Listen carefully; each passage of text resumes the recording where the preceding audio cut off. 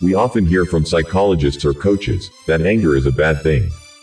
But I think that anger can be a bit more complicated than that.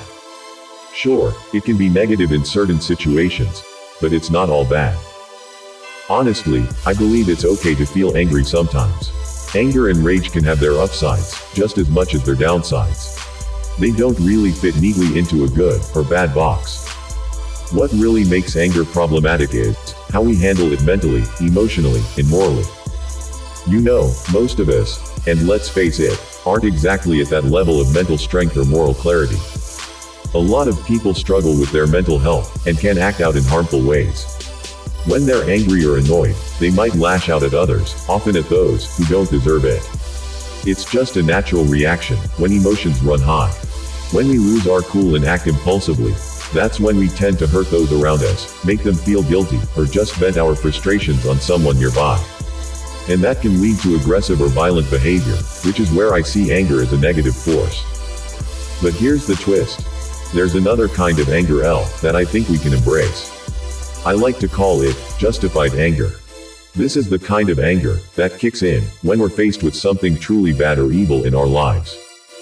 Let's break it down. Most people, when they're attacked or confronted with danger, might feel shocked, scared, or panicked. But if we stay alert and anticipate potential problems, we can train ourselves to feel a specific kind of anger instead. This isn't a bad thing. It's a natural, primal reaction to protect ourselves from something threatening. Even, this kind of justified anger is something we can cultivate until it becomes second nature. This isn't about being mean or negative, it's about protecting ourselves. Let's take a quick detour to the animal kingdom. Ever seen a mother animal defend her young when they're threatened? She'll go all out, fueled by fierce anger, even if it means putting her life on the line. That's how much she values her little ones. We should have that same fierce attitude when it comes to our lives.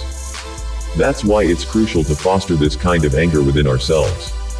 If someone attacks us or our loved ones, we want that protective anger to flare up and kick in for our self-defense. And here's another important piece.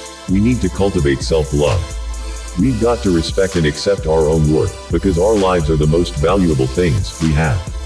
When we start valuing ourselves, we naturally develop respect for others' lives too. This mindset helps us tap into that justified anger whenever we feel threatened. Don't underestimate this justified anger.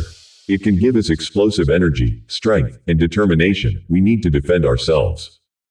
So, let's embrace that instinctive reaction and use it to protect ourselves and those we care about.